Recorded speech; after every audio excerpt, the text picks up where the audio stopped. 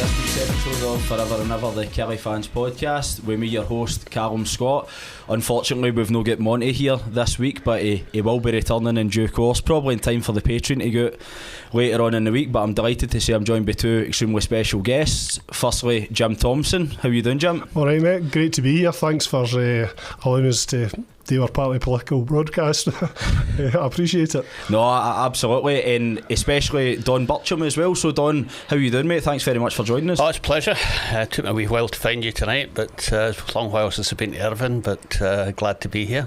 Well, you got there in the end, didn't you? But me and Jim got here alright. Was my driving alright in the way up? Or was that a bit? No, and no white knuckle taxis like I thought it might be, but it was fine. And the less said about the music, the better. So, and before we get into it, I just want to make clear for the pod that we're absolutely delighted that both guys have joined us tonight. We understand how difficult a time it is for the club, but for both Don and Jim to be here, in Don's case speaking on behalf of the club as well as the trust, and we all know that where Jim's loyalties lie here, so we appreciate that, guys, and can't thank you enough. So before we get into it, because we've got a bulk of questions here to get through, hence why I've got the laptop here, and I'm not trying to be Richard Osmond here, but it is present and looks a bit more professional than when Monty's sitting across there without any notes. But starting the game on Saturday, Motherwell, disappointing. Don, were you up at it? I was there. So talk us through it. Well, I was really optimistic. I thought we started really well.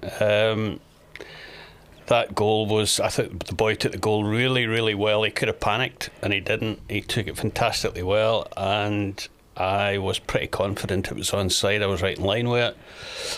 And of course, it was classed as offside, and that just seems to be the way life is at the moment. Nothing surprises you.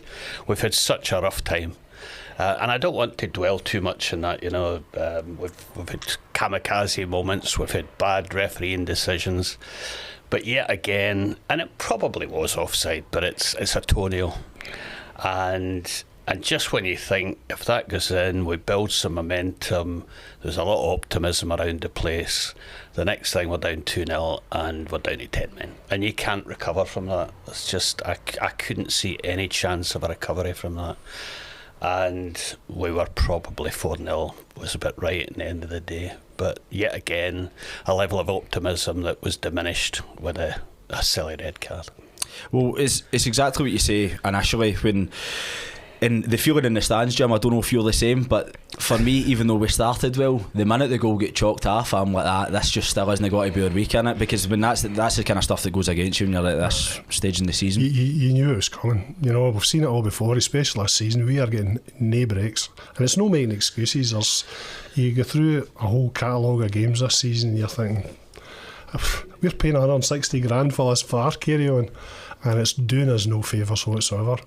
I was watching the boys warm up before it, and obviously, you know, the goals are all set up, and they're wee Dodsy's setting them all up to have shots, and Tyrese is hitting the ball in for everywhere, hitting the back of the net, you know. And the start of the game, he had a real chance and fluffed it, and I'm thinking, that's a pity, because that was a real opportunity to score even before the Liam Polworth thing, you know. And then when that comes in, I mean, I'm sitting beside Big Sherry and the other gang that were all there, I think just a matter of time before they chalk this off. But there's no advantage to this toenail offside nonsense. There's no advantage to any team either way. It's an entertainment sport. It's all about goals. Well, it's the big frustration in it when you look and there's no appeal for the Motherwell players, you know what I mean? They just got on with it. I mean, we had Tom Black on the pod just before Christmas, and he made the brilliant point, and again, excuse the pun, about where you actually draw the line. He said the minute you start drawing lines,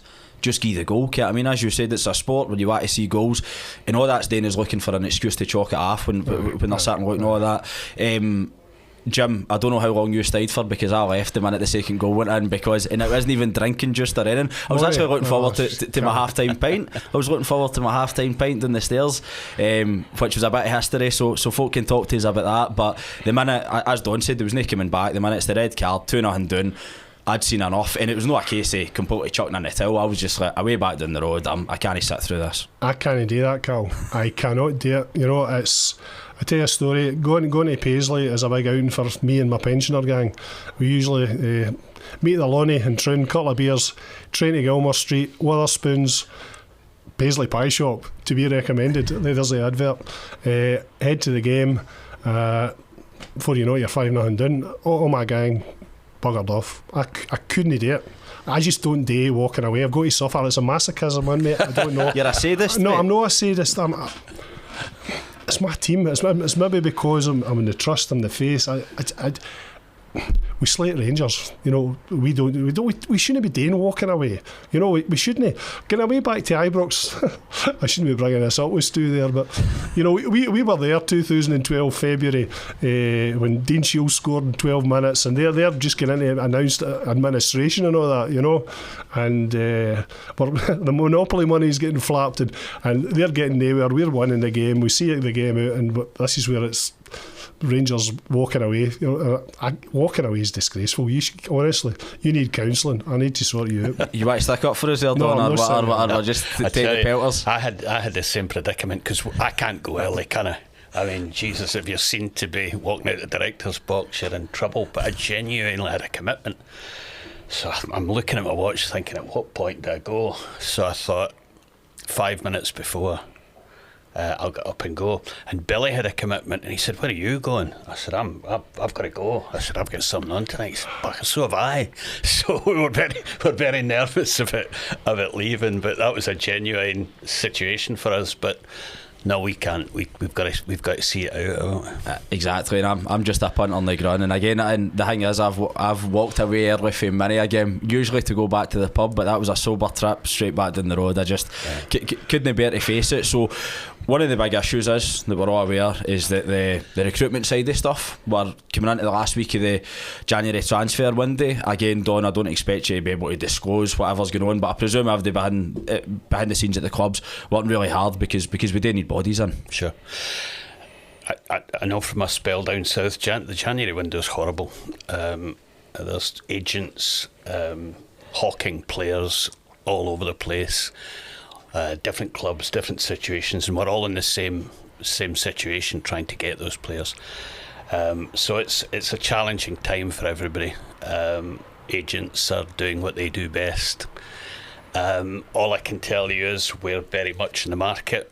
We know what we need. It's been clearly identified by some of the questions about the kind of positions we need to fill, and we're in it. We're in the mix. What we'll come up with in the end, we shall see. But I just want to absolutely reassure everybody that we're working hard every single day. Greg, Neil, Billy, and that team are really working hard to fill those positions that we all know where they are. So yeah. What did you think we're missing at the weekend then, Jim? Looking at it, it's the same old, Carl. You know that it's width, it's pace, it's no losing daft goals. How many back post goals have we lost this season? You know, listen, don't get me wrong, Motherwell are a good team, good team, pace, fast feet, scored good goals. You saw it coming. We hoped we maybe get a goal starter and something to defend. Might have been good, but we desperately need a good, solid defender at the back as well. Just do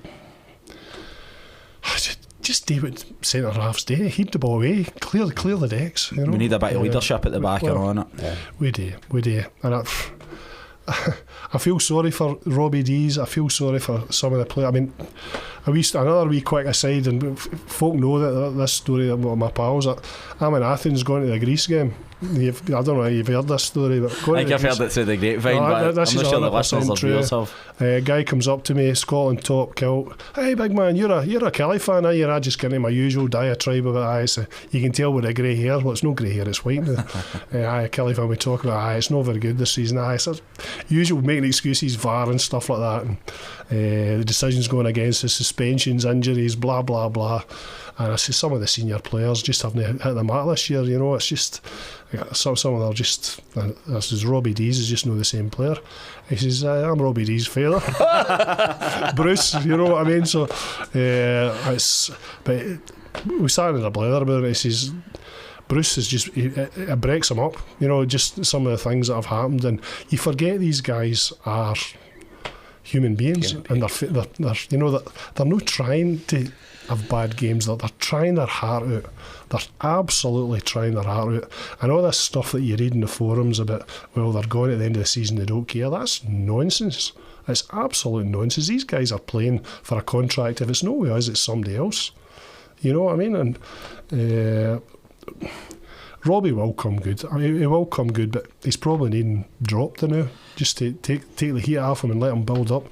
But again, it's a hard gig being a Killie player, the new in that team, and all the fans running about him baying for blood. You know, it's we've got to be the 12th man. We've got one of the best supports in Scotland, especially away games. You know, the clubs must be rubbing their hands when you see Killie fans on a winning streak coming to wherever we're going. You know, but the new, it's a hard gig. Dens Park. See, after that was that night game where obviously the tunnels down there and the bile that was getting directed at the players. I felt hard sorry for them, and that's no what our club is. We are no these. We're turning into Celtic Rangers fans, I think, and it's not a good sign, not a good look. Well, I think we're good in this podcast that we're never a case of, we don't ever throw players under the bus, and we've never come on here once and said such and such is shite or whatever. At the end of the day, they're professional football players, and there's a reason why me and Monty sit and talk behind the mic that 1,500 folk listen to, and they're playing in front of 5,000-6,000 every week. So we're clear on that, but there's no getting away from it. So many players, as you said yourself, are completely off form. That's why we're hoping that the recruitment can pick up a wee bit, because that's where I only think we're missing, because I think that a couple of players of good quality is enough to lift these guys up a good few levels. Robbie Dees was outstanding for a large part of the Derek McInnes era, especially for games against Old Firm, and like say Brad Lyons and that the same. I just think that these guys need a wee bit of help. They've been stalwarts for us, haven't they, really, in the past, and we know it's in them, we know it's there. And that's where it gets to. But right, before we go on and talk more about Don's background as well, we've got Aberdeen on Saturday, right? And I don't want to repeat the stat, but if we don't win, we'll have equalled our worst ever record, which goes back to 1981, if I'm right in saying. Jim, you would remember that? It's way back to the 80s. Or 80s. It's no good. I know. Listen, it's sore times now, but I've been a Killie fan since the kind of late 60s. I've seen a hell of a lot worse than this. I've seen a hell of a lot worse teams. It might be in other people's lifetime, this is not a good time, but I mean, we used to be a yo-yo team, up and down, and as I tell you, the biggest thrill for me growing up before I was 20 was winning the 10 at Caledonia Cup, a pre-season. You know, and that is a sore one, but the fans have got to get behind the team. You're not going to get a confident winning performance booing every missed pass. We need to support the team. We're supporters. I agree with that, but do you know, Hank, in fairness, I mean, they're turning up every week and they're spending their hard-earned cash, and when it gets to 17 games without a win, and I'm one of the ones that I think that fans have got a right.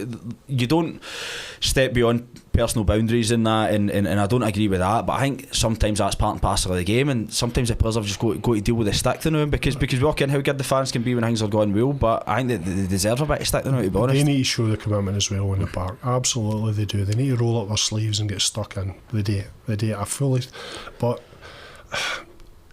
hurling abuse at them, I just don't think ain't inspiring them into a good performance. If you're going to do that, just bite your lip and say nothing, you know.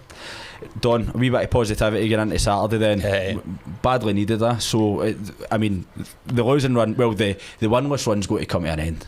Well, I do hope so, and I think it could be the catalyst to move things and change things. But let's hope so. And we'll move on to that. A wee score prediction then for the pair of yous then. Start with you, Don. 1-0 any day. 1-0 Kilmarnock. I'm going 2. 2-0. I'm going to. I know, 100%. Aye. Somebody take that beer off him now, man, before he continues it. But no, listen. Aberdeen are no brilliant either. I know they had a good result, and that's the frustration for us as Killie fans, because you look at other teams. There's not a lot of great teams. Motherwell having a great season, but the rest, you think in our heyday, you would take them all. You know, you went in Celtic and Rangers. No brilliant. Stu's saying Rangers won, but they're no great to watch. You know. Well, it's frustrating, and that's spilling out obviously onto the terrace, isn't it? I think that's it as well, because there isn't a lot between so many of the clubs there, and that's what shows if you can go in a good few games, win and run, you can climb up the table. But the situation we're in now, we need wins and we need them badly. Right, before we go into a lot of the questions, just Don, if you want to give the listeners and viewers a wee insight into your past and how you've become on the board at Kilmarnock Football Club and been the trust representative. Sure. Well, my story is I left Kilmarnock. I've got to think of Callum's age, so he's 34, so 30 years ago. I left Kilmarnock, went to East Kilbride, went to Aberdeen, worked for Thomas Cook at the time, the travel agents, and ended up getting shifted down to North Wales and Merseyside. So we lived around the Wrexham area, and I started watching Wrexham Football Club, and I started my own business. And as often happens, I started with sponsoring a ball, then a match. You've seen this pattern, it's a kind of Billy Bowie pattern. Match, ball, then the next thing it's the front of the shirt, and then it's a stand, and so on and so forth. We had a lot of some unscrupulous owners at Wrexham Football Club, sadly, and thank goodness we had a really strong supporters trust, and that saved us. There wouldn't be a Wrexham Football Club. You've now got a Wrexham Football Club that's heading for the Premiership. That wouldn't have happened, and the trust saved that football club, and that's a great lesson for us. We own 10% of the company now, of the business 9%, something like that. We've got to get stronger, and Billy welcomes that. Billy has absolutely no issue with that at all. He wants us to invest money, he wants to build our shareholding, so there's no conflict there whatsoever. But anyway, to get back to the story, so the Supporters Trust had the chance to buy the club. We didn't have enough money, so Glendower University bought the stadium, and we bought the football club. And I get invited onto the football board at Wrexham, and after a wee while I was asked if I would take on the chief executive's role, not because I had any talent, just because I was cheap, because I did it for nothing. So I became chief executive and main board director at the trust, and we stabilised the club. We took it into the black. We didn't have a lot of success. We were okay. We got to Wembley a couple of times. So we were desperate to get back to the Football League. That was our goal, and we got very, very close. We got to the playoffs, and so we got very, very close to that goal, but never managed it. But the great thing is we saved the club, and that we put it on a platform that meant people like Ryan Reynolds was interested. And who would have thought that could have? I mean, I got a call one day to say Ryan Reynolds would like to have a Zoom call with you on Friday night. I said, "Oh Christ, I go for a pint on a Friday night." And Callum, my boy, says, "Dad, he's a superstar. He's a superstar." So, okay. So that's a fairy tale story. The success down there is incredible. I mean, we've gone from 5,000 on the gate. We'll soon be up to 17,000, 18,000, and you can't get a ticket. Mm-hmm. It's full. They're fantastic owners, really brilliant owners. They don't only invest in the football club, they invest in the community. So it's been a fantastic success story. In terms of Kilmarnock, I sold the bulk of my business. I had a chain of travel agencies, a few pubs and restaurants, and a bit of property. So I sold the bulk of the travel agents, kept the property, kept pubs and restaurants, and it gave me a bit more time to come to Scotland. Now, when you get a call for Big Jim to say, "Do you fancy a coffee?" If anybody listening to this gets the call to say, "Do you fancy a coffee?" it's nothing to do with the coffee. I'll pay for the coffee. You do, to be fair, because you've taken me out for one before. But so if you get the call to have a coffee, be aware. And I met with Jim, and I met with the rest of the trust board, and I'd bought a house in Troon by this time because I was coming up more and more often. That was always my wish, to start coming home. I won't be coming back home, unfortunately, because I've got family, I've got grandchildren and children down south, and I've got business interests down south, so the reality of me coming back to Scotland is unlikely. But I love coming back. We've got the house now, and so yeah, that was it. Jim, after 3 coffees, suggested it could work, And I have to say, because I think one of the questions you've got tonight was my commitment. And I said to both Jim and to Billy and Phyllis, I said, look, I'm not coming up the road. I said, I will be there anytime you need me. I'll be at the end of the phone. I'll be in a Zoom call. I'll be in Scotland every single month. I'll come to the Trust Board meeting. I'll sit down with Greg at Rugby Park. I'll get to as many games as I can. And I think it works quite well. It does work well, very well. I think I've shown my commitment. And I can't believe I'm here. It's the only club I would have... I mean, there's one or two wee opportunities down south, and I won't mention the clubs, but I wasn't interested. I wasn't the slightest bit interested. But the minute Kilmarnock, I heard there was a noise. And I'll tell you a lovely, lovely story. So I'm waiting for the right moment to tell the wife. So she says, every time you come up the road, you're in meetings. What's going on?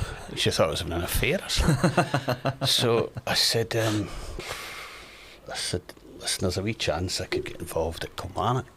And I was expecting no chance. That job at Wrexham nearly killed you in the past. You're not doing it. She went, you can't turn that down. That's your team. That's the love of your life. So when you get the nod for the wife, it was fantastic, and it's been great. It's been an honour. Well, if I recall, Don, when you were first I think before you were officially unveiled, you spoke at the Meet the Manager towards the end, and for where I was standing, I think it was clear to see how much it meant to you. If I'm right in saying you were even a wee bit emotional talking I still about get it. emotional, yeah. But I think that's fantastic, and it just shows how much Kilmarnock does mean to you. Oh, absolutely. No, there's no other. Well, Barcelona maybe had come calling. I would have considered that, but no, I never thought it could possibly happen, and for the opportunity to come up, I just couldn't say no to that. And as I say, it's been a privilege. Everybody's been so lovely. Trust Board's been fantastic. The football board's fantastic. Everybody's made me very, very welcome. I've come in at a rubbish time, obviously. It's not a pleasant time at the moment, but hopefully we'll get through that. It's down to recruitment, though, Cal. Down to recruitment. The bottom line is he's only just in the door, so there's a clause there. See how it goes. That's it. Well, you can't be as brutal with your clauses as Billy Bowie allegedly. One of these managers losing their job before Christmas. But no, that's fantastic. So before we get into the proper nitty gritty of the questions, and later on we're going to come to Jim for a wee rallying call about the trust, just a word for our sponsors, Nick Davis at Allied Surveyors. Allied Surveyors have been carrying out home reports and valuations across Ayrshire and here in Kilmarnock for over 20 years. Lifelong Killie fan and company director Nick Davis is here to help you if you want to get your home valued and sold.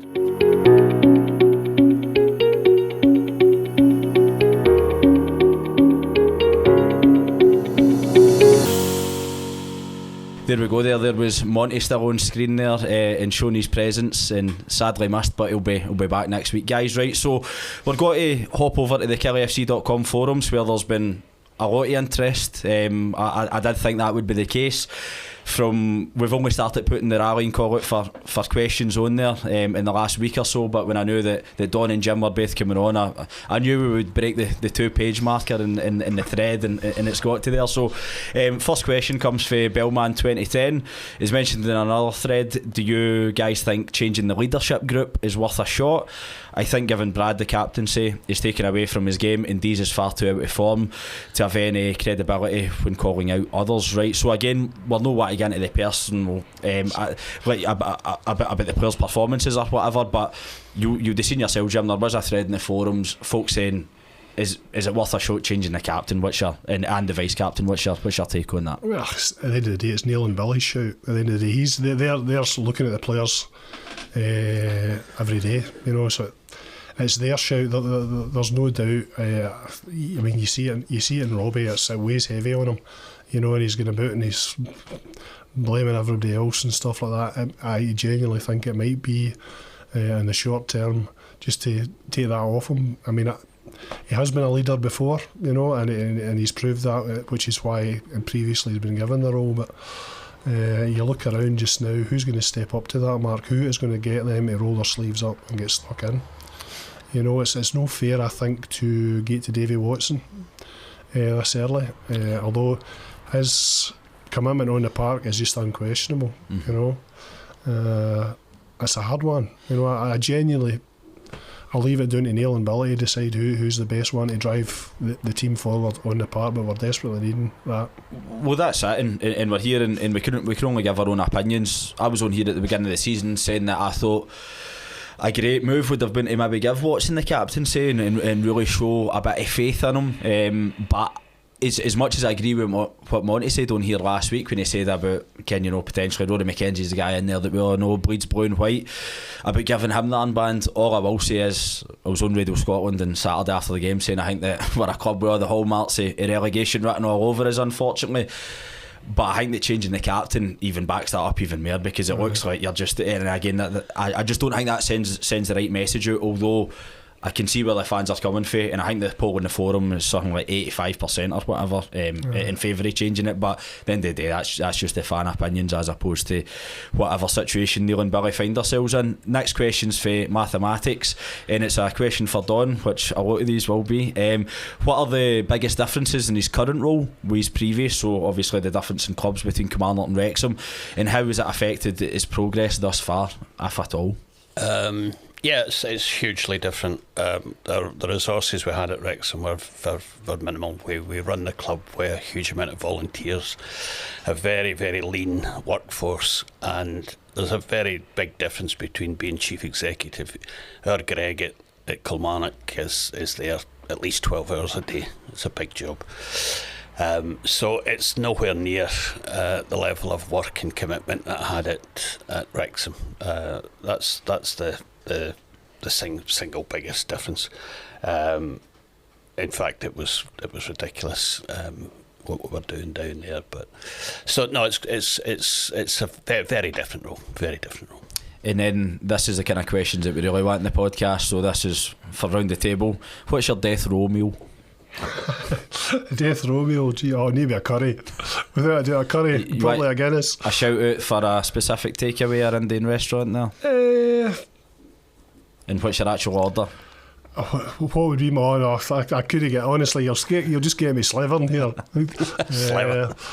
Having a look at the menu, it could change from day to day, Carl, but it would definitely be a curry, without a doubt. If I'm going in death row, I'm making a mess at the end there, you know what I mean? What about you, Don, then? What's your Well, this will surprise you, but I go to a wee restaurant in Spain and they do a 3-course menu del dia for about €9 or something, and they do an absolutely fantastic fried eggs, chips and chorizo sausage. Nice.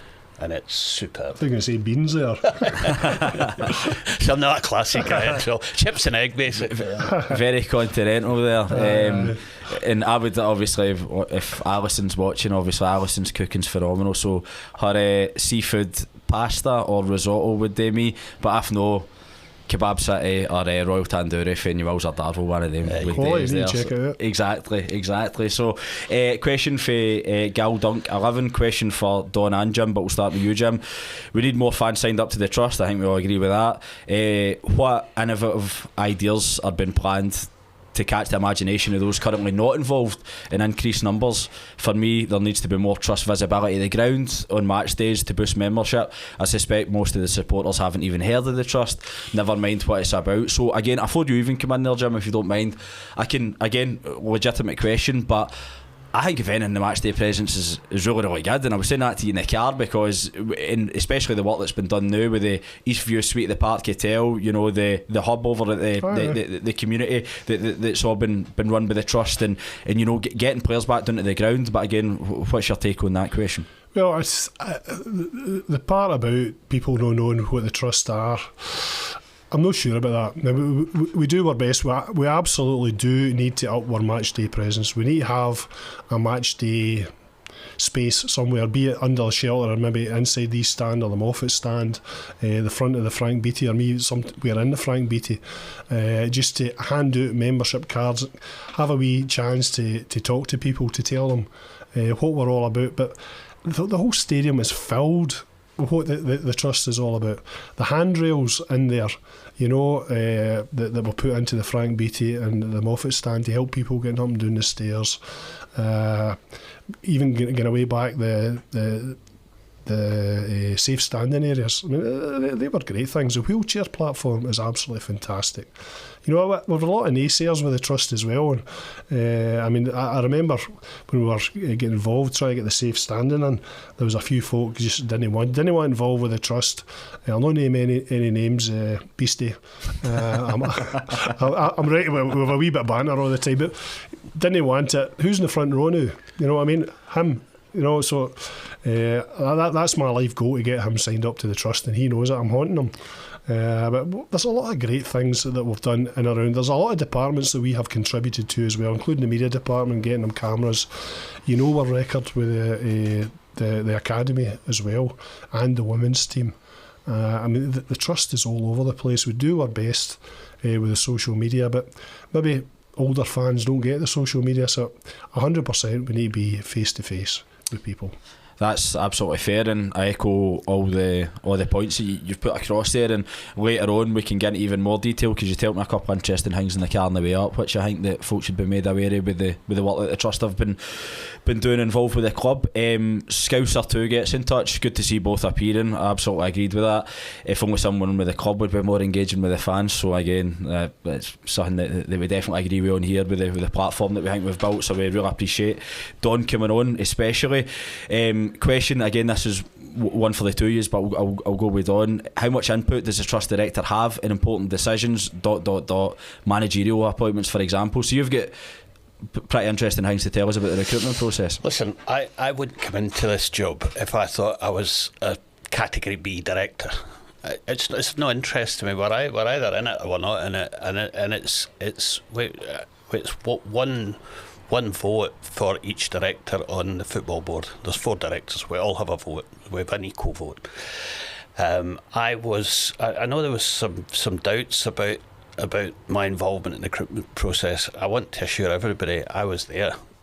In fact, I was welcomed because I had experience of it at Wrexham. So they were very keen to have me on board, and I delayed my holiday for 10 days to be at that recruitment process. It was vital for me to be there, and I played my part. And we spent 2 days interviewing. We had an initial, I think the mailbag was about 50 or so, and Greg and the head of recruitment kind of worked that, kind of put together some criteria, came up with a short list.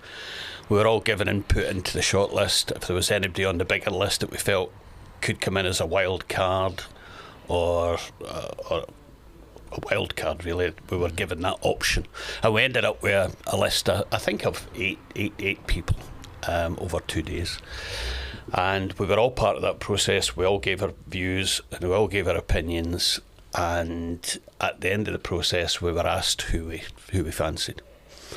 It was unanimous and categoric for Neil and Billy. So very much part of that process, and very much part of the strategic decisions at the football club. Now, there's a lot of day-to-day decisions that I'm not involved in. We've got a general manager there, so he's working with Neil and some of the management staff to recruit players and looking at contracts, and I've no problem with that. That's absolutely fine.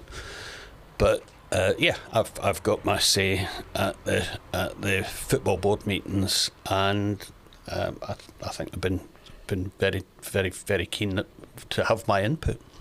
We'll come back on it, because there's a specific question about the appointment in McCann and Dodds, which we'll come back to, but we'll just do these in chronological order. But again, I appreciate how transparent you've been there, Don.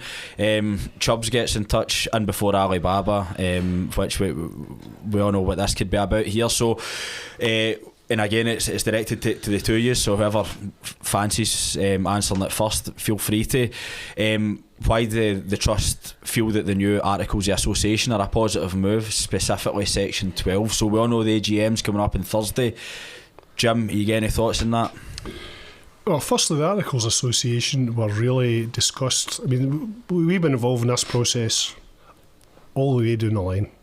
The articles have been lying there dormant since I think 2014 when MJ conjured them up, and really they were needing sorted. They were mentioned the Community Engagement Board, which never really existed to any great extent, and they badly needed updated.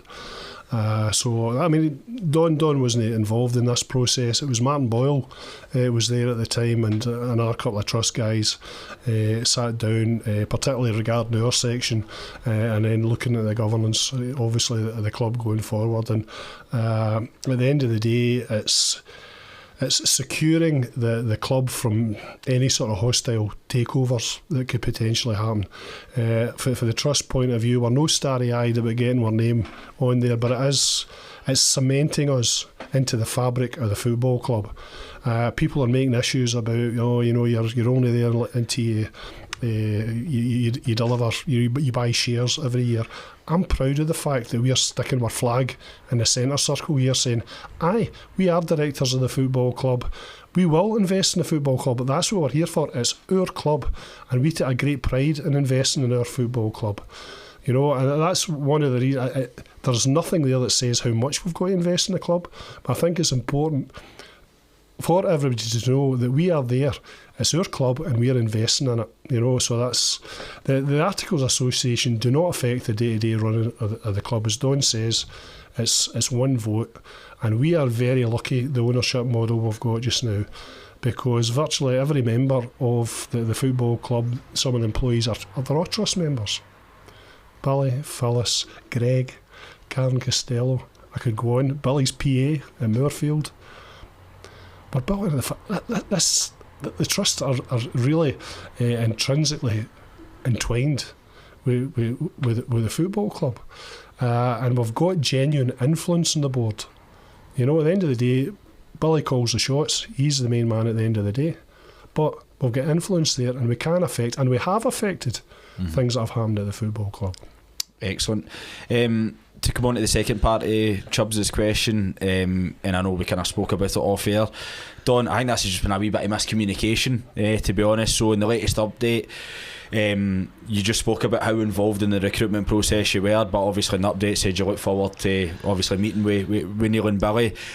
You want to just put the water in this one? I mean, obviously during the recruitment process I was interviewing Neil. I wasn't meeting him, I was interviewing him, and hopefully throwing a few challenging questions at him. And what I meant in my update was then I needed very quickly to sit down and have a chat to him about the trust, and just getting to know him and for him to get to know me. So that happened on Friday morning.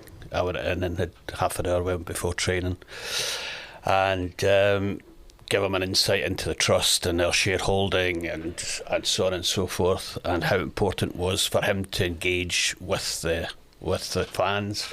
And he gave me a categoric assurance that he was more than happy to engage with the fans, and we're going to set up a meet the manager a meeting very shortly.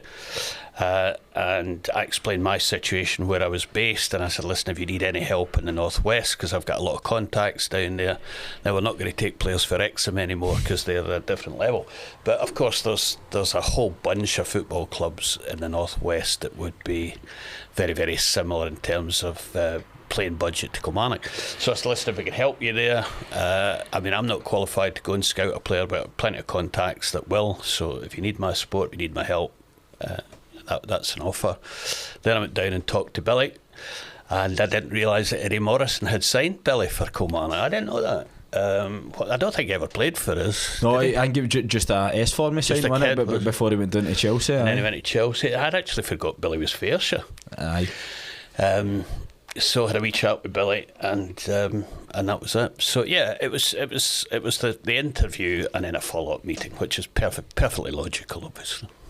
Secret Squirrel, question for Don again. Does he think there is any merit in having a third party review how the football and administration departments are structured to identify areas of improvement? And then we've got a question for Jim after, so if you're happy to take that one.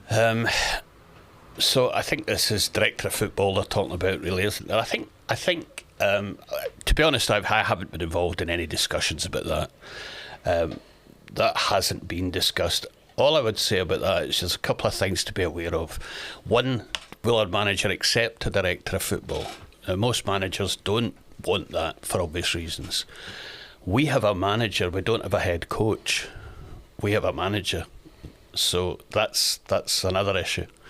We expect him to do all that stuff, and we have a head of recruitment, so who can work with Neil in terms of attracting players. The third element of that, of course, is the cost. A director of football would probably be the same as 2 footballers. So there's that to be thrown in the mix. Is it something we might look at in the future? I don't know, because I've never had discussion, but I guess that may come up in the future. I don't know. Jim, is the Trust planning currently working to build a roadmap of projects for members to vote on once the pitch and funding mandate ends in the summer? I feel something of the sort is required to build up, maintain momentum, be giving people a clear idea of what we are planning to fund in the future. 100%. That's in the melting pot. I said at the AGM in December that a member survey is going to come out shortly, which is going to form the basis of our strategy going forward. We're on to about a 5-year strategy out there. We are committed to giving 80% of our funds to get us back to grass as soon as possible, and we will begin back to grass. There's a lot of this talk. If relegation comes, it'll no be grass, it'll be 100% we're going back to grass. That pitch is done. It's getting. How often is it getting reviewed? People come and have a look at the surface 3 or 4 times a season. So we're under scrutiny there, you know. And I think Greg was saying Greg comes to our board meetings occasionally. Was saying that he's hoping that the same scrutiny, or he's trying to get grass pitches under the same amount of scrutiny as well. I mean, the Motherwell pitch wasn't great on Saturday. You know, it was. But yes, there will be. We're committed to 80% of our funds going to grass to the end of the season. We set that a target of 120,000. We're well on the road to that, and I hope to go further than that. Just now, we're right in the middle of migrating all our members from an annual membership fee to a monthly membership fee, which is absolutely going to change the goalposts for the Trust going forward. Well, I was saying to you before, I think that's a huge step in the right direction, and it's a hard gig though now, Cal. We're no kidding. I would love to see 100% take up. It breaks my heart seeing folk not want to, you know, take that step. I appreciate the financial constraints, and I appreciate what people are doing with the football club financially as well, season tickets, everything else that goes into it. But I think it's for the Trust, it's so important that we generate funding to help the club just build on stuff that they so they can concentrate money in players, bringing players in. We're spending about 10 grand. We've just put in hand dryers to the toilets. The floors will be getting done when the weather gets better. There's baby changing stuff going in. All these wee things for fans, which allows the club to direct finances elsewhere. And come the new year, our members will decide what they think the priorities are, and then we'll talk to Greg and the club. What's your financial priorities? Because stadium maintenance is a big thing. I follow up on with the managerial appointment stuff. So Gal Dunk again is getting in touch, and he's following on for the issue that Chubbs raised. So given there were applicants for North America, Europe and the UK presumably, with the recent and relevant managerial experience, what made Neil McCann the standout candidate, especially when folk are saying that maybe his managerial record that doesn't seem to back that up. So yeah, we did a fair bit of due diligence, and there was some really, really positive reports come out of Rangers about Neil, which was important to us. So it wasn't just about his previous management role. It was that time at Rangers was actually quite vital. Neil wanted the job. A few came on Zoom for obvious reasons, because they were fairly far away. But Neil came in person. Which you would expect, because he's a fairly local lad, but he came in and really right from the start it was clear he wanted that job, and he was willing to give up all his responsibilities with Sky. I think he's going to do a wee thing at the World Cup, but we wouldn't take that off him. But you could feel the passion, you really could. And I think Billy was a big part of it as well, because he talked long and hard about, now I don't know who's the good cop and who's the bad cop. I think that I don't think they want to commit to that, but he really sold Billy very strongly, and he said, I know Billy will come with me. He said, so you're going to get the pair of us, and he's a great coach, and he'll bring a level of enthusiasm to the dressing room that's maybe been lacking, a bit of energy to the dressing room. And I see that. I watched him training on Friday. I went down and watched the session on Friday morning, and you could see Billy's that kind of character. There was other people that we considered. It'd be great to tell you. It'd be really great to tell you. We could talk about it after, don't worry. I'm sure you've heard the rumours. No security, like. And listen, it's never easy, is it? I mean, it's subjective. I mean, but all I can tell you is that unanimously, and I've heard stories about, he was the cheapest option. Not true. He was the second option, and the first option turned it down. Not true. Not true. None of that's true. He was, without any shadow of a doubt, our preferred candidate. See, just a follow-up from my point of view, can you give us an insight into just how the actual interview process works, both with the likes of Kilmarnock and when you're at Wrexham? Like, does a manager come in? Is it presentation? Is it a point scoring system? Like, can you give us a wee insight into that? I think they've tried before my time at Kilmarnock presentations and different things, and but for whatever reason, I think this time they decided to go for a much more personal approach. Just come and tell us why you want the job. Mm-hmm. So there was a set criteria in terms of getting to the shortlist, a very thorough criteria based on, can you get a team out of shit effectively, stuff like that. And various other things, experience in Scottish football, British football, whatever it may be. And so there was a scoring matrix of about 10 different criteria to get from the application through to the shortlist. So that was quite thorough. I have to say, once we got them in there, it was really about coaxing out their qualities and letting them talk, and then we all had the opportunity to test them and ask further questions. So it was quite informal, rather than a specific presentation. But I think we got a good fix and a good feel for everybody that came along. Excellent. No, thanks very much for that. It was just for my own curiosity there, and I know there's been articles in the past about how they work out, but I would like to hear it for the horse's mouth. So thanks very much again about being as transparent on that.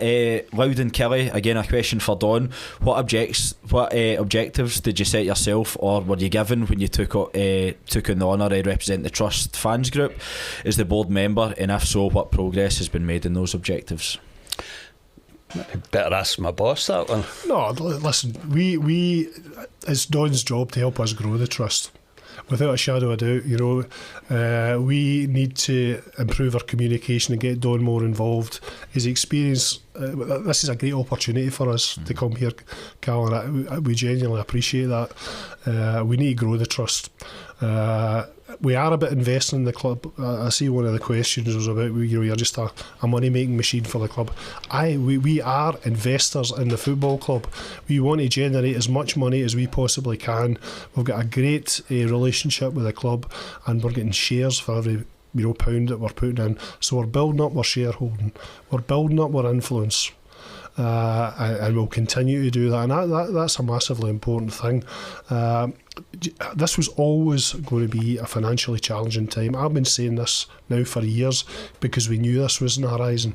The training ground, going back to grass, these are things that it's well, obviously Billy is paying for the training complex, which is massively important to a club like Kilmarnock, because Don will find out that, having talked to Greg and stuff like that, it's hard sometimes bringing players in, because we've got the Astrograss and they're there all the time, and a lot of managers have said if you've got a training facility away, it affects our performance because they're actually coming to play at Rugby Park, on a Saturday on grass, and it's not just a normal day-to-day work environment.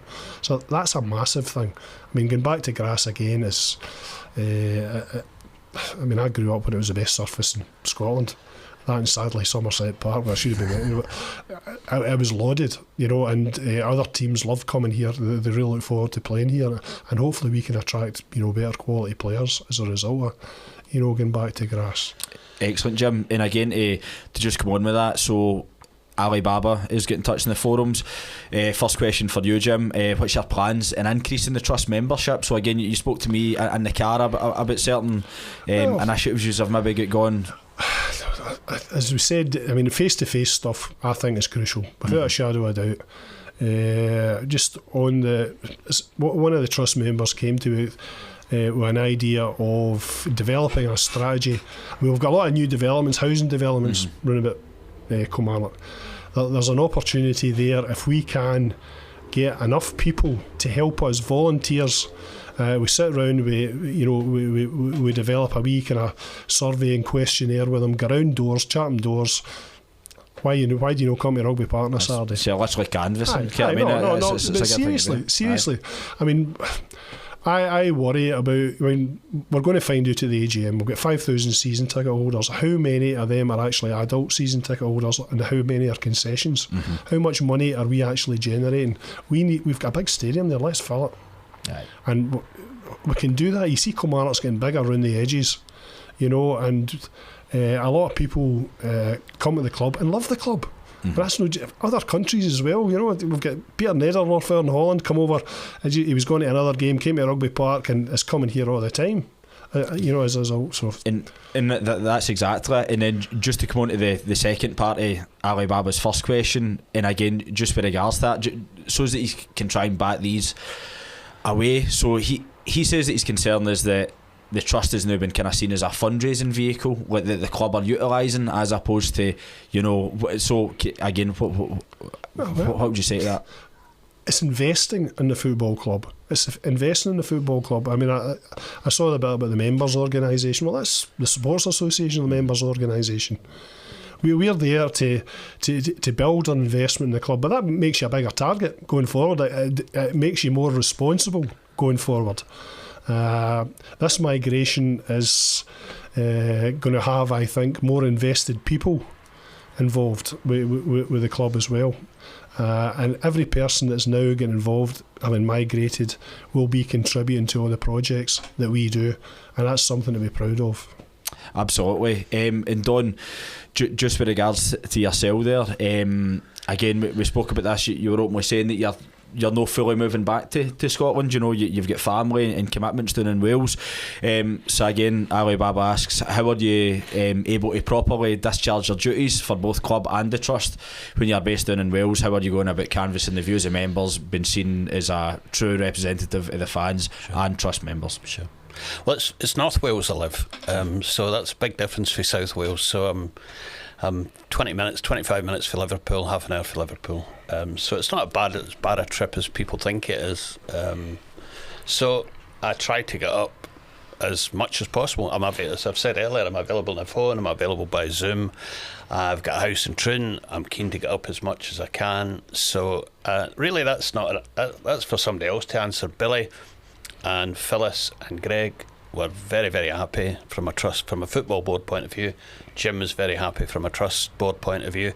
If they review it and decide something different, that's entirely their prerogative, and I'll take note of that. But you'd expect me to say this. I think it's working okay. Don isn't the furthest away trust board member. That's true. Ian Anderson, who has been a great help to us as well, stays in Luton and is up here all the time as well. He's a big supporter. He was up here he was at Motherwell sitting beside us, and then he was at the women's game yesterday as well. Goes to all the Scotland games. But we need to we are a big organisation. Ian's in charge of the Exiles. We've got worldwide membership, and that's something we're proud of as well. Our Exile days are starting to grow. We proudly show off just the changes in the club to guys that have been Killie fans all their life and haven't been to games forever. And we have a wee hospitality day and a get together.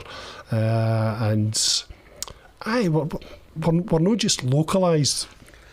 So the members are worldwide, and we need to build on that.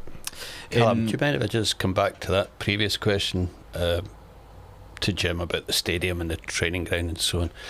Neil, when I was down at pitch side with him on Friday, and he was talking about the stadium, And when you're in there and it's empty, it's quite a formidable stadium. It's absolutely fantastic. And he said that was one of the things that attracted me to this club. And not only that, he played there when it was grass, as Jim was saying. And he said what a pleasure it was to come and play football there. But I've seen people in the forum ask about how are we going to attract players in their current position, and a plastic pitch, and second bottom in the league. But very shortly we'll be attracting players because we're back to grass and we've got a great training facility. And don't underestimate what the importance of that with players. When I was at Wrexham's a fairly decent stadium. It's the oldest international stadium in the world, and it's been further developed by Ryan and Rob.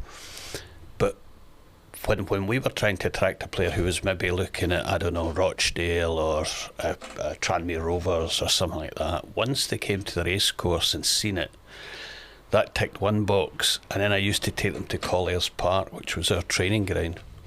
It's since been sold to the Welsh FA, so it no longer belongs to Wrexham. But if it was touch and go in terms of a few £100 a week, if you could get them to see our stadium at Wrexham and see the training ground, it would often tip the balance. And that's the opportunity we'll have next season. Hopefully we can stay up and all of that. I completely agree with that. I've said for some time that I'm ready for the move back to grass, and I feel that it has hindered us with recruiting players, and I feel that having a brilliant training ground there, again, you're buying into the total vision of the club, but we just need to hope that we stay up so that we're attracting the type of players that we all want, and we're not attracting players to go and compete in the Championship. It's like any other job. When you go for any kind of job, if the facilities are fantastic, it's a big thing. So for a manager to be based at Bowie Park and have all those facilities is fantastic. And what will we be right up there, top 5 in Scotland at least. So fantastic. Excellent. There's a lot of positives, it's not. I know we're in a real negative mindset at the moment, and nobody wants to get out it more than me. I'm in it with everybody else. I'm depressed. I'm getting home fed up on a Saturday night. But there's a lot of positives there if we can just get a few results together.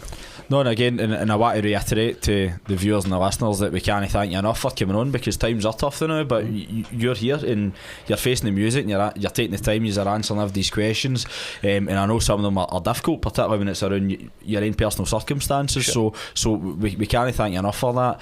Having said that, we all know it's got to be an extended pod tonight, but we've still got hundreds of questions to get through. Really?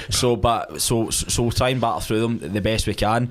So Don, again, another one for you for Malky. He's got a really nice thing to say about you after, Jim, though, so we'll offset it. No, it's regarding your insight here, as opposed to this is more to do with the club, but directed at yourself. So does Don have any insight into why us at Killie take so long to do everything compared to other clubs, interviewing, appoint managers, transfers, etc.? Why is the communication with the fans so poor? And finally, sorry to be so negative, but why do we fail with initiatives to get more fans through the turnstiles? The pricing for under 12s at £10 is crazy. It's embarrassing that a club of our size has a lower home gate than Falkirk now and St Mirren. We are acting small time in my opinion, and this needs to change. There's a few questions there, isn't there? So again, over the course, I think the big one is, again, can you offset for what you've seen at Wrexham and how they operate, but for what you've said before, do you seem to think that Kilmarnock operate a more efficient level than that? Well, there's more resources. We didn't have any money at all.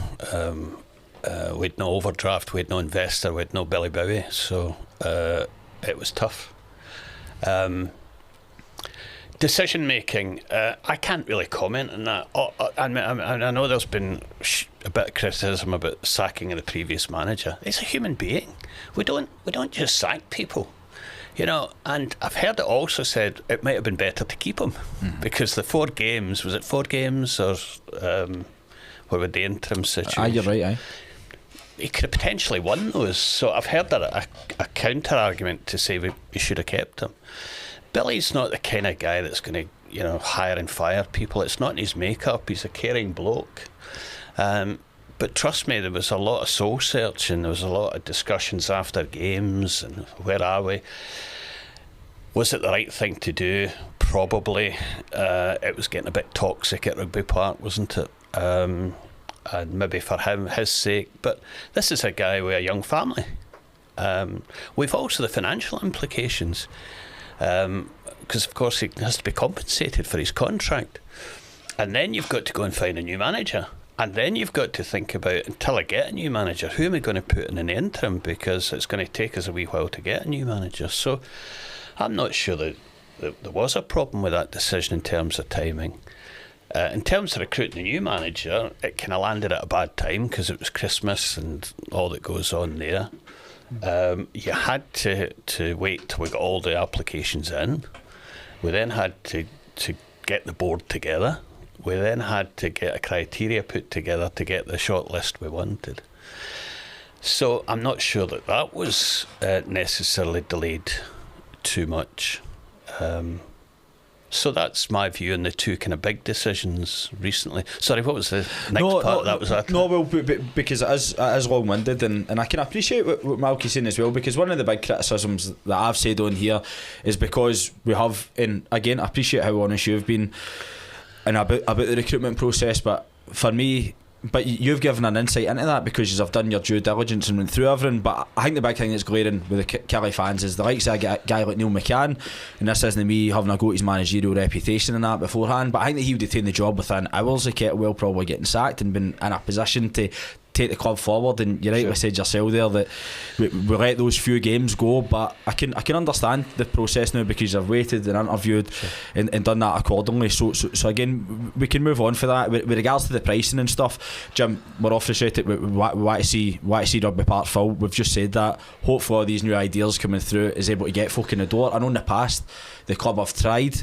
initiatives like, bring a mate for a £5 if you're a season ticket holder and all that. Sometimes the messaging's been a bit mixed with that, and if we can maybe just dedicate to one game instead of maybe this game and maybe the next one, but no the two of them. And that was a big criticism at the end of last year. I think it was the Ross County and St Mirren games that initiative was there for. And again, he thinks that Kilmarnock are acting small time, and I think there's been stuff to show that over the last year, and a lot of the fans feel like they've taken a kicking, but we're hoping that we can get through that and get out of this mess that we're in. But to end on a positive there from Malky, to Jim, thanks so much for what you guys do with regards to mascots, and this is a trust in general. My son had a fantastic time 3 years ago courtesy of you guys, despite the obnoxious, arrogant, whatever Dale McInnes completely ignoring him that evening. So but at the end of the day, the wee man obviously had a brilliant time there, and that's something that we need to talk up. We need to talk well, up. The Killie community are now doing the mascots. They're doing a fantastic job with the day-to-day mascot stuff now, so we obviously still provide a mascot for the junior trust, though. And that's it. So I think there is actually a view that the comms need to be improved. I think there is. I think there's a view of that. We don't always tell the world about the plus stories. We've got a kind of culture at the club where we just get our head trust down as and well. get on with it. Let's get on with it. And sometimes you've got to stop and say, hey, let's maybe put a wee message out here about some of the positives that are going on. And I think there's an acceptance of that at the football board, and I think you'll see some improvements there. I really do. Aye, and again, I want to reiterate that we're on here most weeks. I've got a really good relationship with the media boys at Killie, great guys, and I actually don't put that at their door. I think it's decisions from above, and I get that it's no easy to put out good stories now when the club's in such a mess. So again, just for the fans and the viewers and that watching, that for me it's not actually the personnel and the guys that are employed to do that, because I think that there's mixed messaging maybe coming out for above that. Don, quickly on this one, again, if you're able to disclose anything, I don't know, do the board have a football advisor in place, and does he think they benefit for a director of football? I know you've covered the director of football stuff, but with regards to this now, a big criticism is there not enough football folk on the board, etc. So when it came to the recruitment of a new manager, yeah, there was input from football people. Yes, there was. Yeah. Excellent. And again, you were clear before and you answered the director of football stuff. And again, for what you've even said about the Neil McCann thing, sounded like due diligence. You're going and you're speaking to people and finding out the job these guys are doing. Question for Jim for the Algin. When I joined the trust, I was under the impression that having a trust member on board would represent the views of its members. Having since been reminded that this is not the case, could you explain the benefits, please? So again, if you can try and be as concise as possible here, that would be appreciated. I don't understand that. I mean, we're absolutely representing the views of the members. You know, if the views need to be represented, because let's face it, social media, everybody reads it. It's all over the place. Certainly, Billy, everybody reads it. Everybody's aware of what's going on at the club. You know, it's no. The circumstances we're in just now are blatantly obvious to absolutely everybody. We are here to represent Trust members, and we do. We have that influence, and the bigger the membership we can, the more representative we can be, can only be a good thing for the Trust as well. But we've got fantastic influence with the football club. We can go to initially Greg. He's a sounding board with ideas, and if things aren't going to fly, he'll tell us why they're not going to fly. So if members have got ideas that we should be doing, get in touch with us. Come in, I'll buy the coffee, 100%. Be careful. To go back again, same question for the Aldrin, for Don here, and again kind of touching on what we've already kind of touched on there, to be fair, but given there is again somewhat a disconnect between the fans and the board about where the club is heading, does he and the board share these concerns? So is there an acceptance maybe that the fans are unhappy at the moment, and potentially with the direction the football club's going in? Of course they're unhappy. We're all unhappy. And let me tell you, when the football gets bad, the pies get bad, the seats get bad, the stadium gets bad. That's life in football. And when the football gets better again, everybody forgets the pies, and that's where we're in at the moment. We're in that mess, and we need to get ourselves out of it. The board, I can assure you, are all local folk. They're down to earth folk. They know the situation. They're not sitting in an ivory castle somewhere. Killie fans. They're Killie fans. They know what's going on. They share the same disappointment that we all do. As I've intimated, there's potentially an opportunity for better comms, and to tell that I think the kind of operational comms are fine, but it's the kind of big picture comms that could be better, I think. And Barbino gets in touch, unless we recruit this week and recruit well, do you think there's a realistic chance we might not win a game of football this season? So again, Don's answered earlier on that the club are working really hard behind the scenes to try and get bodies in the door, and again let's hope we at least see a win between now and May, so fingers crossed for that. But I'm sure Neil and Billy will be working extra hard on that as well. Jam 1869, this is one I think it came across on Twitter as well. Higgy put out an update last week, but it's regarding the bricks at the Muffet stand, Jim. Again, I'm not sure if you're in that position, and again, this isn't the Trust's bag here, by the way, but can the fans have an answer as to why the bricks have just been banned without any consultation? It's a big thing, Cal, and it's no me. It's not down to me to get this sorted. But the bottom line is, I've invested in bricks as well. Mm-hmm. I've got 4 family names, and obviously when the community pitch come out, they had to take the wall down.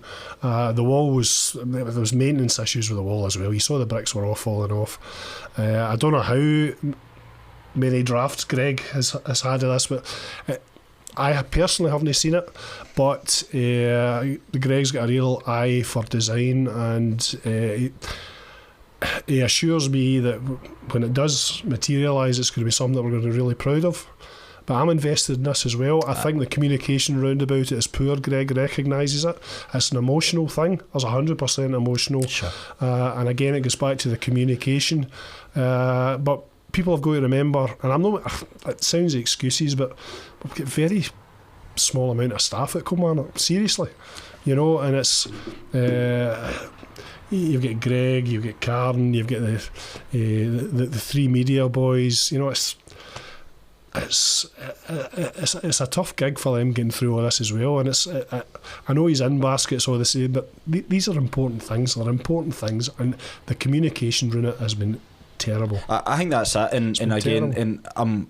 And I hate putting that because it's nothing to do with you, and you're saying you're invested in this as well. You've got bricks, but I think again we're going over old ground. We covered it before, but I think it is frustrating, and I even think that a mural coming out, it's not the same. Your brick, you're part of the bricks at Rugby Park and that, and I think that this has been a horror show for the club, to be honest, especially with the sentimentality attached to them. Again, you said yourself you've got family members on it.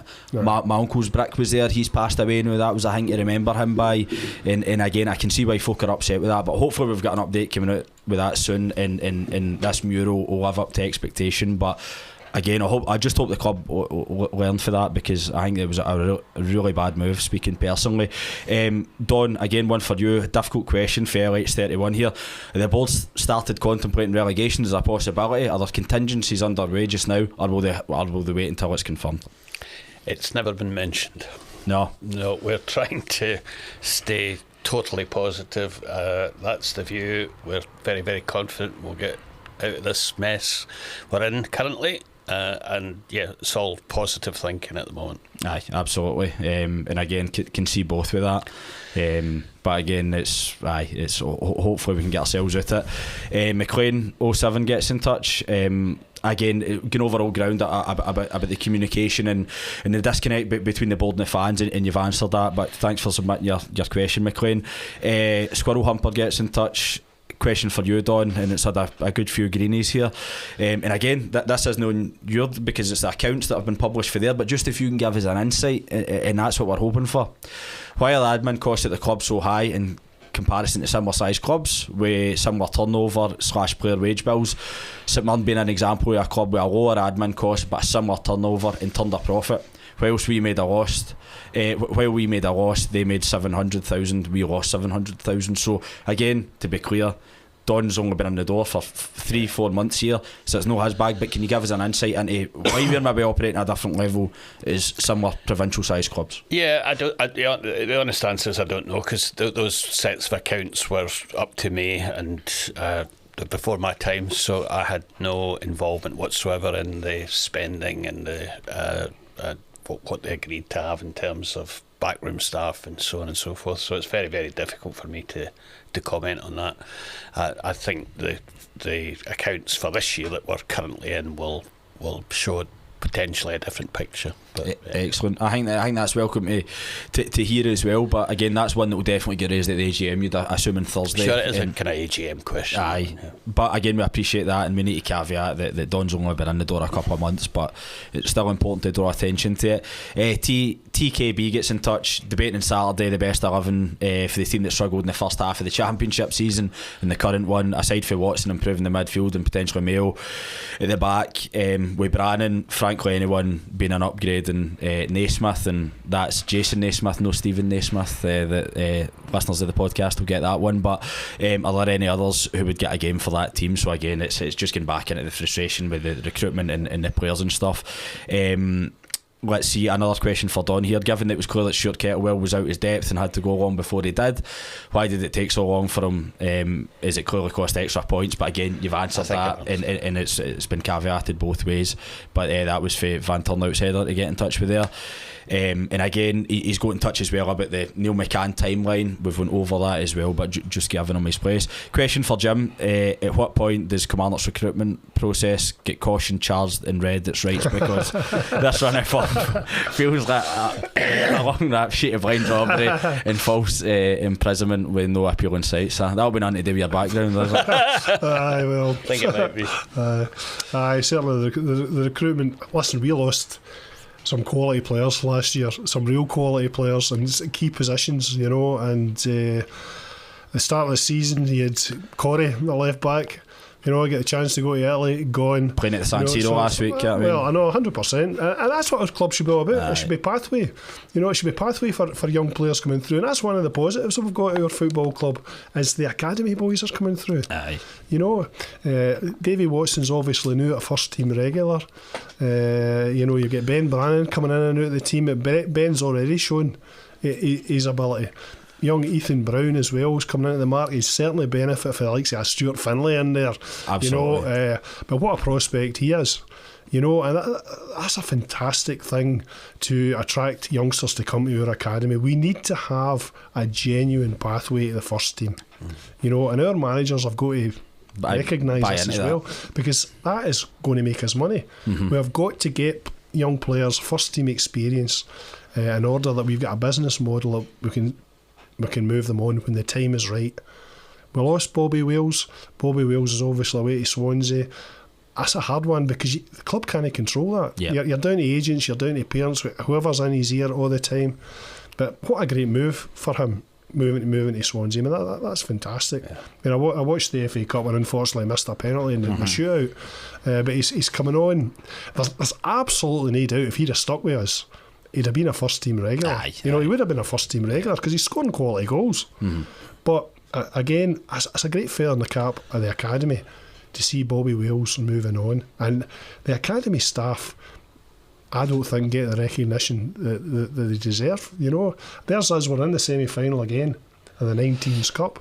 Well, I went to watch them against Celtic the other day at Rugby Park. Superb, absolutely superb.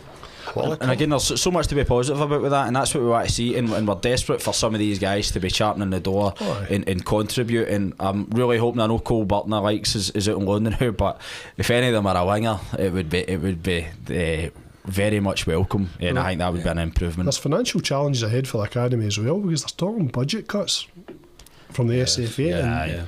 I mean, serious budget cuts, and see the academy, it means so much to me personally and the trust, because we've bailed out the club historically going way back to ensure that we have got an academy. So there's challenges for us, the football club, and I hope the trust can make a big impact in helping that as well, because there's nothing better than seeing product coming through the academy into the first team. That's brilliant. Aye, absolutely. Don, you're lucky we're not going to put you under the cosh with this question here, which is one of the most controversial subjects in Killie fandom now, and that's Fraz Cairns' Union Jack flag. So the question was, on Saturday at Firth Park, was that the least amount of time the Killie Union Jack has been on display? So from my recollection, I think Higgy's already went back and answered that no, Falkirk got left at half time along with them. And again, I left, just like you've been in the BBC studios by that time. Well, exactly. Shocking. So I left at half time on Saturday, and one of my mates in the Motherwell end took a picture of the flag about the third or fourth goal, so it was still there. So there we go. It wouldn't be a podcast with it. Fraz's flag getting mentioned, and we'll not ask Don his views on the flag and make it into too much of a political podcast. Right, now just getting over to the Twitter questions, but I think you'll be happy to hear that most of these are about actually in the park. And again, Don, I can't thank you enough for being as open and transparent and answering of these questions there, because I know it was difficult, so thank you very much for that. Pleasure. Killie Pie King, which is Christopher Kim at Jim, getting in touch. Do you think we should just sell off all assets, Watson, Mail, and prepare for the championship? we might get lucky and scrape a win in the playoff and can rebuild, but we need to learn from our mistakes and no selling when we have the chance. But again, you've kind of answered that by saying that some stuff's out with the club's hands. He's a prophet of doom. Get him a calm down. Well, the wages that have been paid down south now are incredible. That's a different ball game altogether. Even the National League, when we were recruiting here recently for this job, a pal of mine who worked for Sky Sports down there, Bryn Law, I got him to try to get me a fix on the money that was being paid in League 2, League 1, National League and so on. Goodness me, So how do you stop a boy going down south to earn the money they can earn? And we've just got to accept that's our model. We bring them through, we develop them, ultimately we'll sell them, and we just keep that conveyor belt. I mean, clubs like Ajax have got that model. So if it's good enough for Ajax, it has to be good enough for Kilmarnock. Well, and that's the thing, but I think that for some of the fans' point of views, and I know that Jim and yourself there made some good points, but it's whether we can do it a bit better to protect assets. And I don't think anybody's got an issue with players moving on, but whether if we should be compensated a lot higher. But I get there's other circumstances there. Christy Sykes asked a question earlier, because he's got a serious one here as well, but if you sign for Killie right now as a striker in your current shape, start training with him tomorrow, every game next season, you're the main striker, guaranteed 90 minutes. How many goals are you scoring? So Jim, you've got good football blood in your family. Your two boys are alright players, aren't they? So how many goals are you scoring if you time to go up to shape and you're guaranteed 90 minutes every week? In the championship, maybe that will be as well. You're a big target man up there. To me, maybe 15 stone ago. He's a break. No, listen, it's all about the blinking the service to the mate, strikers. exactly. We need width, you know, absolutely. It's all about the service. And that's it. And the sites gets in touch. Yes, Kilmarnock be doing something to get fans to the game on Saturday, reduced prices, season ticket holders can bring a friend or whatever. Again, I think the time's probably ran out for that, to be fair, as well. It's happening. Oh, is it happening? Oh, yeah, right. I don't know the exact dates. Greg's working on that, but it will be happening. Oh, aye, but aye, further down the line as opposed to this Saturday's game. That's what I mean. Not for this. Aye, that's what I mean, because he asked for this Saturday, but it's a good initiative to go forward, and hopefully can be marketed well and a good upkeep in that. Graham Johnson, no question, I've lost any sort of enthusiasm for Fitbit at the moment, but we'll still be there. Just wanted to say the pod, we need you. It's just about the only Killie related thing that brings me joy these days. Cheers, you too. So thanks very much for that, Graham. But he's there all the time, mate. Follows him home and away, and he'll continue to do that in his wee boys as well. So and Neil, Christopher Kimmett gets a special mention for Jim there, just saying that you're a legend, and thanks very much for. And he says Zeb wanted to say hi. Tell him. It's good to see him. Tell him I've got his jacket here. I forgot about the jacket. That's right. So we'll come on to that before we finish. Captain Conker, question to all: what's the biggest event you've had to miss to go to a game or a Kilmarnock related event? So I presume this is one he's ever had to miss, a birthday party or whatever. So missed a gig, right, to come to this. Well, that's even better, man. That's one to put in the CV. What about a game though? I always try to prioritise Killie games, but I sometimes get away back. You know, I would have loved to have been to some of the European games, but work takes priority. I could maybe go to the first round, but the second round, because of shift work, it was out. You know, and when you're going through your breeding years, it becomes a wee bit politically dodgy to say you're disappearing for the, you know, you go to the football, but. Perfect. Well, I just put my holiday back 10 days to do the interview, so there you go. To do that, I don't think that one can be topped, to be fair. I've missed a few things, but again, a lot of times you've got to make tough decisions, and sometimes family does come first. But after that, where are we, Alan Evan? To Jim, again, this is one that we'll maybe finish with, so I'll come back to this, because this feeds into the rallying call for the trust, so I will come back to that. Apologies, Ali boy. The Boss Burst gets in touch with a really interesting comment, but I can't air it on air, especially with Don there. We don't want to get him into any bother, so we need to skip that one out. But it was a funny one. You can read it after, but again, I can't disclose it now. Greg, how badly does this team need psychological help? I see 11 rattled players, terrified of the ball whenever I watch. Our team is extremely low in confidence and even low in ability.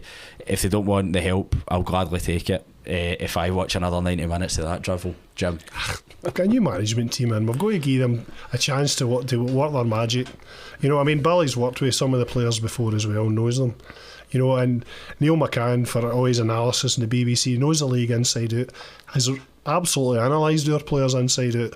So it's not as if he's walking into Kilmarnock and dealing with these players he's never seen before. So it's an opportunity for him to make things work here. You know, my glasses I was half full, so 2-0 Saturday, telling you. Well, let's hope so.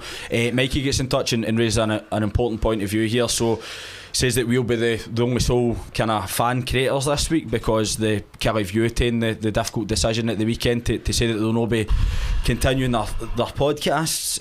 Again, I've spoken to Stephen Hope's director about this. I've spoken to Martin as well. Via message, you spoke to Martin. I know Monty spoke to Laurie, because they're close. So again, cards on the table. Disappointing. It's came to that decision. What's happening here, Carl? I know. All these guys are trust members as well. Mm-hmm. We're all sticking our head above the parapet.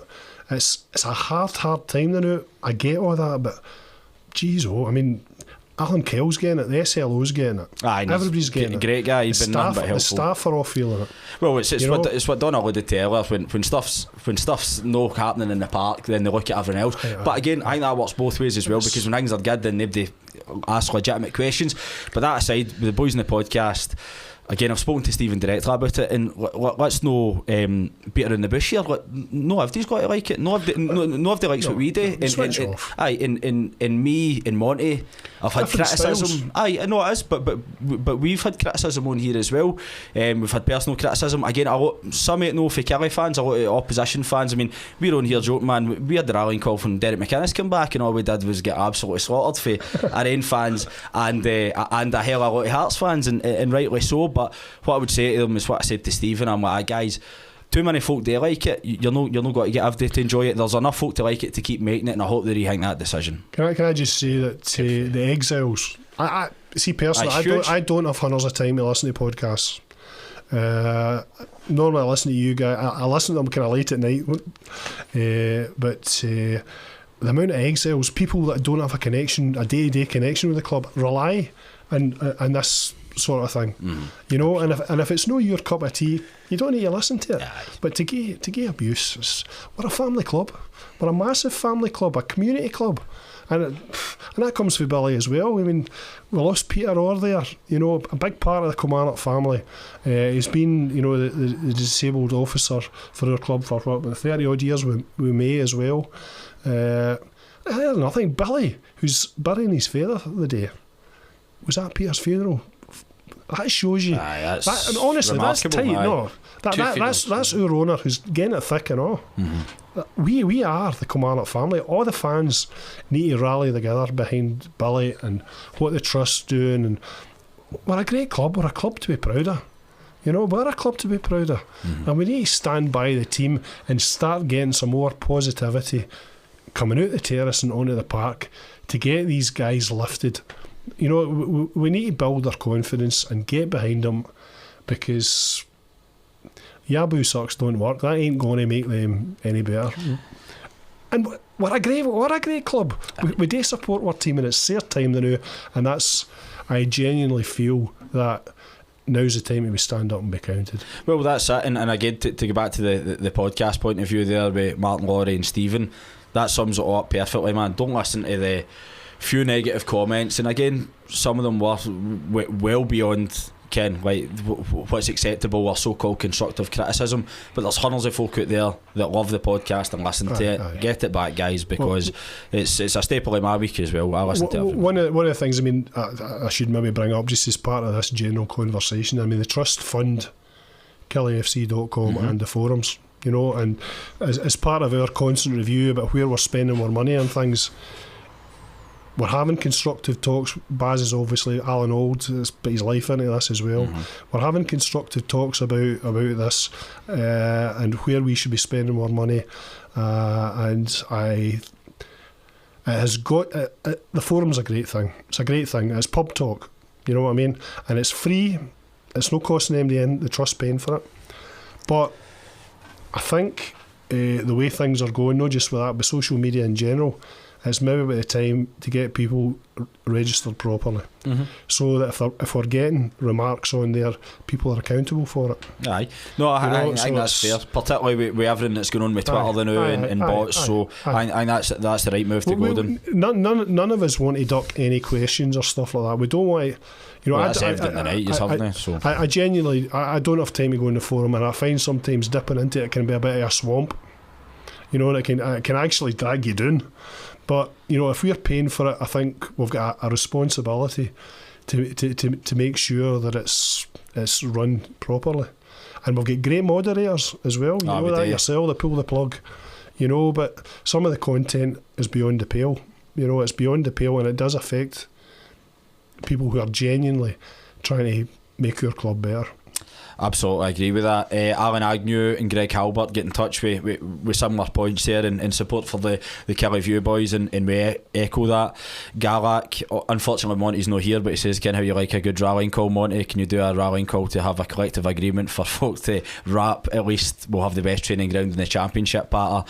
I pass a kidney stone every time I read that. So again, that's one that we spoke about earlier, Don, as well, about this is a huge motivation, and it shouldn't be downplayed. But again, hopefully it doesn't come down to talking about whether we've got the best training ground in the championship or no. Mark Robertson, why do you think the club failed to build on the success and has dropped alarmingly off on and off the pitch in the last 12 months or so? Was there a failure to control the spending under Derek McInnes? So again, I think this is something that maybe came out of the AGM, because the first team coaching staff bill was extremely high in comparison to other clubs. Again, Higgy asked the question earlier, but I don't think Stephen Robinson's first team coaching before my time, but no, I think it's common knowledge that Derek will, and he'll do the same at Hearts. He'll have 40 players if he could, and that's the kind of guy. He was really well supported, but honestly, and he would chip away to get what he wants. That's his makeup. So again, without putting Don under the spot there, but to you, Jim, because again, Don's got the board up here. But do you think that we potentially are in this position because we overspent under Derek McInnes? And with the training ground? It's a perfect shitstorm, if you want to put it that way. Just with the grass, everything else that's going on. We have got to be sustainable. I've been saying it for years. I hate Billy and Phyllis writing cheques for our football club. I hate it. But I'm massively glad that they're here. Where would we be without it? And that's no kidding.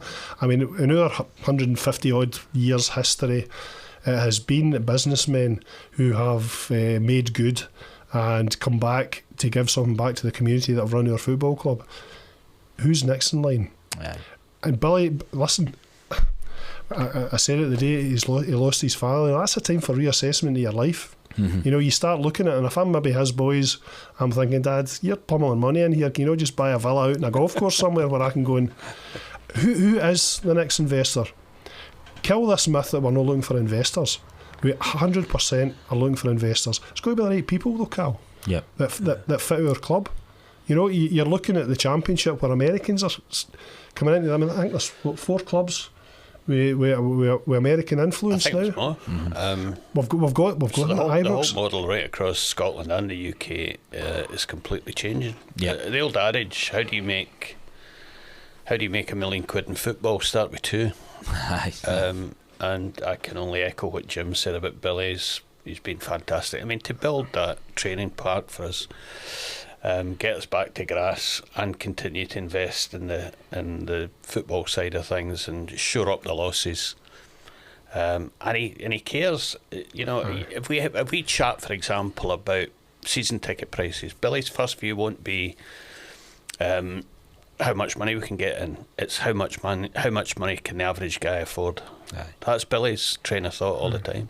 Aye. No, well, that's welcome to hear that. And again, to reiterate, the podcast, I've very grateful for everything that Billy Bowie's done, and I think 95% of the supporters are aware of that and how much he's had to dig deep for us, but we just hope we get this right. See if this pod is reaching people out there with money and they don't want to invest it in a football club. Feel free to get in touch. 100%. Invest it through the club. Come on, I'll buy you a coffee and we can sit and discuss what projects at Rugby Park that we can invest your money in. Aye. And you can be a great benefactor to us in our bid for more shares. Aye. Scott Allison, when the name of the good Lord have not signed any wingers or a striker or a centre half with a bit about him, so depressing. Again, we've went over that, mate, and I agree with your sentiments there, and everybody else is singing off the same hymn sheet when it comes to that. Scott gets in touch regarding of what division we end up in. Do you think there needs to be a discussion around the operational aspects of the club compared to our peers in Motherwell and St Mirren? They seem to suffer from less player turnover and are able to maximise player sales for the better. So again, we've covered that beforehand, and some of that may well be addressed at the AGM on Thursday.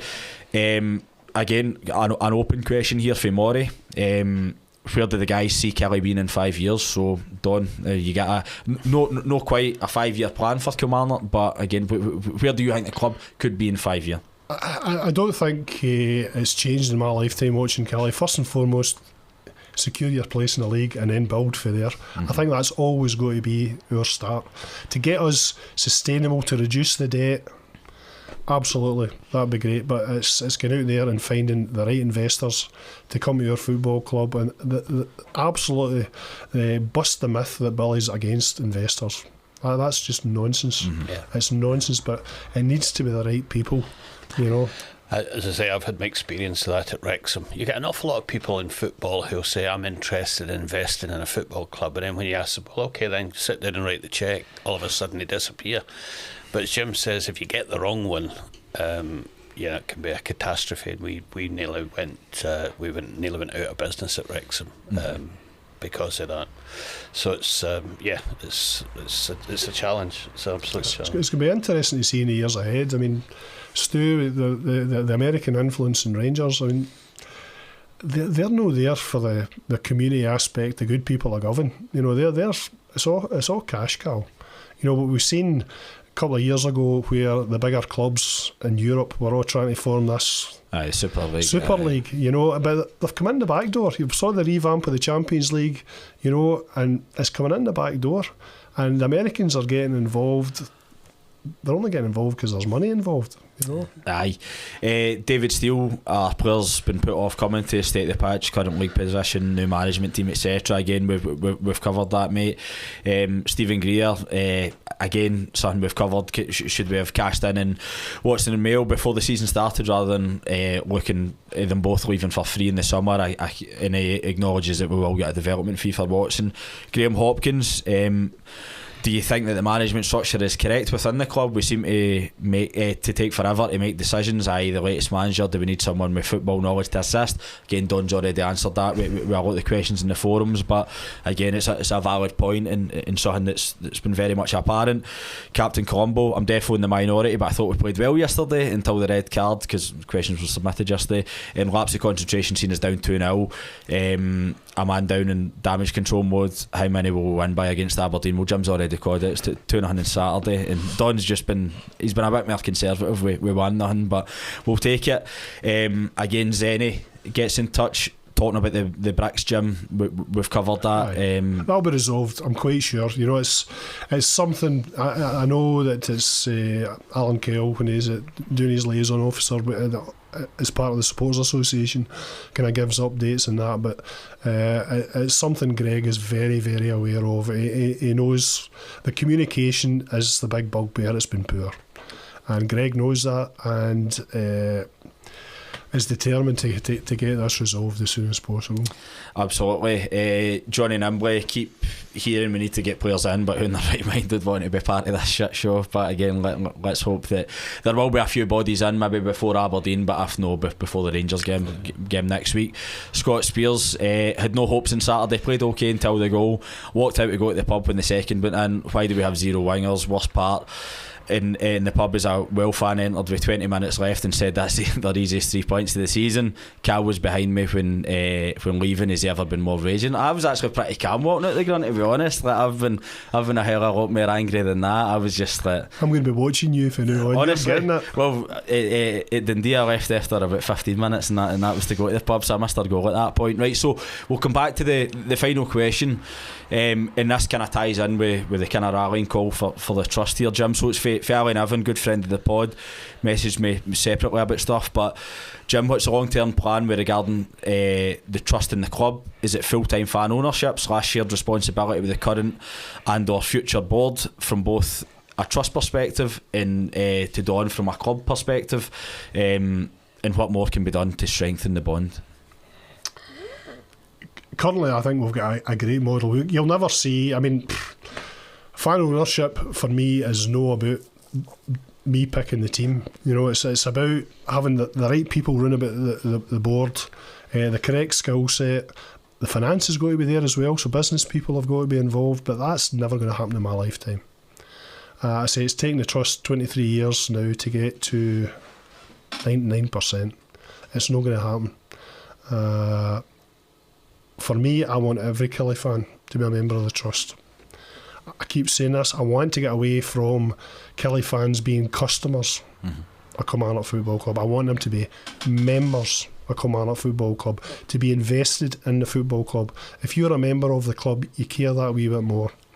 And if they're a member through the trust, we'll do great things. If we can boost our membership and boost our revenue, it'll allow us to do so much more. You see the state of the stadium. You see the seats we're in.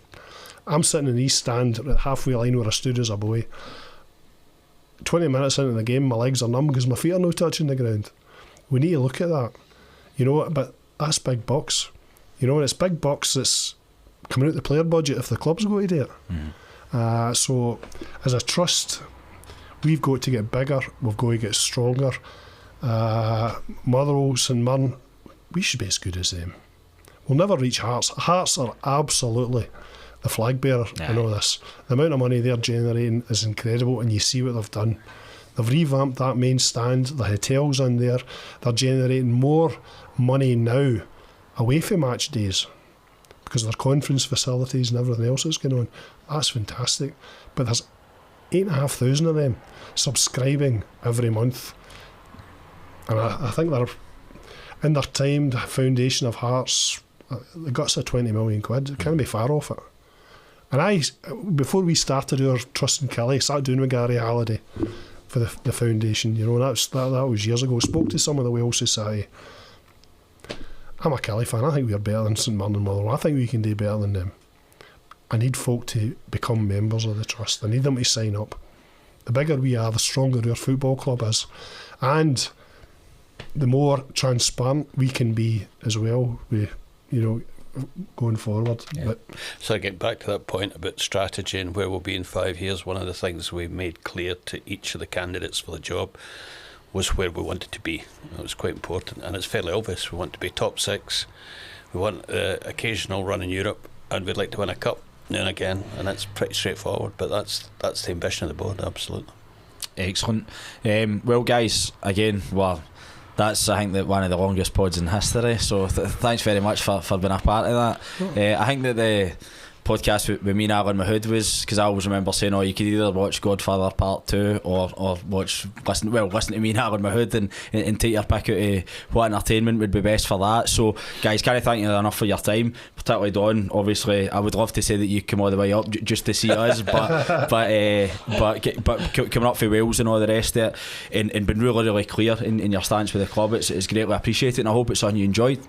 It's I said before, it's fantastic. Do you mean the podcast, or do you mean the both podcast? I've got a face for podcasts, so no, it's been a pleasure to be here, Callum. Thanks very much for the invite. Anytime. Excellent, Jim, and this is your first appearance, which is quite rare. You've been on the Killie View before, but you didn't need that's the same spiel you get from me, unfortunately. We need other trust board members on selling, but seriously, thanks to you and Monty as well, trust members, thinking about Monty as well and the circumstances he's in, but genuinely appreciate the support you guys give us week in, week out. Genuinely appreciate it.